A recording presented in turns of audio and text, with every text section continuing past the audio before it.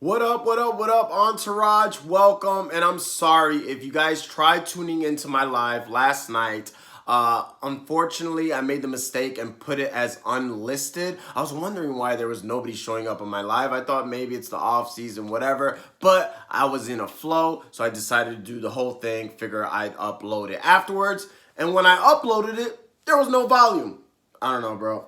One of those days, whatever, but I'm here to redo the video because there is some interesting receivers that I think are going to be very fantasy relevant, not only for 2020, but for you dynasty owners, and you definitely should, listen and see what diamonds in the rough we might find, especially for you dynasty guys. Well, guys, let's get into it. The Combine wide receiver review. Who did I come away impressed with? Obviously, the big names, CeeDee Lamb, Jerry Jeudy. I think they're going to live up to expectation. The comparisons for CeeDee Lamb are real, guys. A lot of people are saying, he reminds them of DeAndre Hopkins. I could see it. He's got a slender frame. Not the fastest guy, but a 4.5 is pretty good for a guy his size and a guy with all those ball skills. I mean, anything you throw in this guy's radius, he is going to catch it. That was on full display in the Combine. And I think whoever gets him, we've been hearing Arizona. We got the Kyler Murray connection. I see it. That would be awesome. They could use a true number one receiver. And I think CeeDee Lamb has the makeup for a true number one receiver between his tenacity to go get the football, his route running, his hands. I really, really love this guy's future. Similar to Jerry Jeudy. Now, their games couldn't be more different. I think Jerry Jeudy is more dynamic with the football in his hands. He'll be great for wide receiver screens, even type end arounds, things like this. You could get really creative because the guy's like a running back playing receiver. He kind of reminds me a little bit of AB. It's like when you put the ball in Antonio Brown's hands, he's so dynamic. Jerry Jeudy is very similar in that fashion. When I saw him on tape, that was who he reminded me of. Now, don't get it twisted, guys. When I say comparisons, I mean their games. I don't mean to say that Jerry Jeudy's the next AB or who knows, he could be. But all of that also depends on where these guys are selected, how they're used. But I will say this, Jerry Jeudy's for real, CeeDee Lamb's for real. I think they are going to be tremendous, not only in 2020, but for you dynasty owners, be on the lookout for those guys. They're probably going to be, within the top couple of picks in every dynasty draft, and they deserve it. Now, those aren't the only receivers, though, that I came away impressed with. Henry Rugg, obviously. Henry Rugg, here's the thing. With these speed guys, everybody thinks the next Tyreek Hill is on the way. But for every Tyreek Hill, there's a John Ross, there's a Tavon Austin. So, more so with these other guys, I think Henry Rugg is gonna really, really depend on where he goes to. So if he went to Kansas City Chiefs, obviously they already got two speedsters, but that would be awesome. So, but if he went to a team like Miami Dolphins, I don't know if I like him that much. So him is gonna depend more on where he goes, but the talent is definitely there. 4.28, fastest time at the Combine. 42-inch vertical leap, I believe I have here.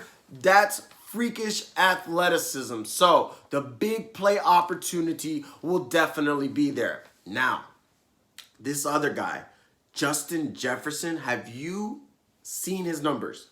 His numbers are absolutely ridiculous. We're talking about 111 receptions, 1,500 plus yards, 18 touchdowns, and then he saved the best for last in the playoffs. These were his games. 7 receptions, 115 yards and a touchdown against Georgia. 14 receptions, 227 yards and 4 touchdowns against Oklahoma. And then the championship, 9 for 106 against Clemson. This guy's a baller, played in the tough SEC. What's weird, when I watch him on film, there's not one thing he's just amazing. He doesn't have that blazing speed like Rugg or that crazy, long hands like CeeDee Lamb or, the dynamic play of Jerry Jeudy. But the guy's just a baller. He's a professional. He runs crisp routes. He catches everything. He always finds a way to get open. He's versatile. He can catch it over the middle and deep. So I really, really, really like Justin Jefferson. Maybe the best all-around receiver, if not for CeeDee Lamb. And he's pretty quick too. 4.42. Again, nothing to snooze at. This next guy, though, is a freak. He's a freak of an athlete. Denzel Mims.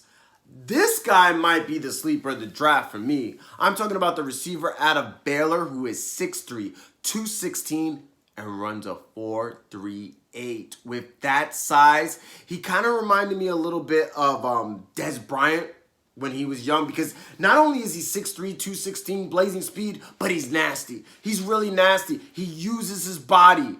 He welcomes contact. He goes and gets the football over the middle. Like, I'm really, really excited about this guy. I think he could be possibly the steal of the draft, man. Oof. He's one of the few receivers, too, that has the physical makeup and the ability to be a true number one wide receiver. So, love Denzel Mims. Couple other guys here. Really liked Devin Duvernay out of Texas.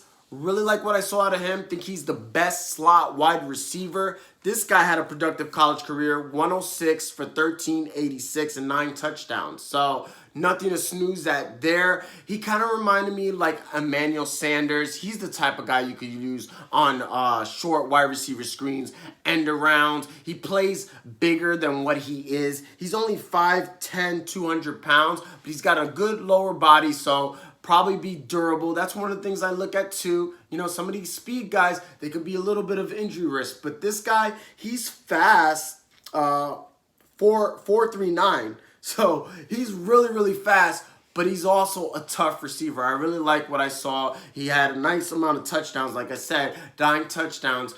And he's going to be a great, great value. I mean, those slot receivers in PPR are always money, and I expect him to continue that trend.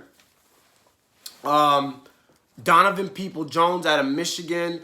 He's a guy that people like because of his combine, but I'm a little worried about this guy. Now, his production in college wasn't that great. 34 receptions, 438 yards, so not crazy about his production. And when I saw his film, there's nothing that really stood out on me. Now, in the combine, 4.48 at 6'2", and then he had the highest vertical leap, 44 inches. So obviously he's a freak athlete, but you still have to have that other stuff, that willingness to go over the middle, to go get the football, to be able to use your size. A lot of it comes with attitude. So he didn't really, like I said, nothing really popped out other than his measurements on combine. When I watched him on film, he had some big plays and things like this. But the NFL is another level, so I'm a little weary at him. Of course, if he's put in the right system, if he's coachable, then a guy who's 6'2", runs a 4.48 and 44-inch vertical leap, there's some upside there, but I'd still be weary about Donovan Peoples-Jones. All right? And then the last wide receiver I have here on my list is Brandon Ayuk. And that's the ASU receiver. He reminds me of Djax. He's kind of a big play guy, 5'11", 205 pounds. So around the same size as Devin, but Devin seemed like he had a thicker lower body, which comes into play, I think, you know, when it comes to durability and things like that. Same thing with the running back. I like running backs with those, you know, thick Saquon Barkley quads. That plays in a row. But anyway, going back to Brandon, this guy's a big play guy. That's why I say he's like Deshaun Jackson, but he only runs a 4.5.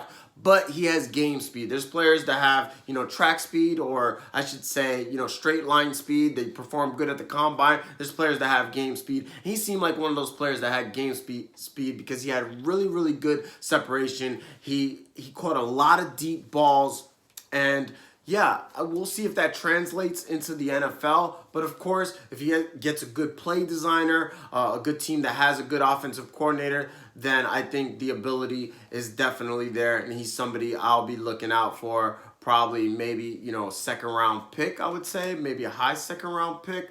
But I do think there's receivers like a Denzel Mims who could go later that I might like a little bit more than somebody like Brandon Ayuk.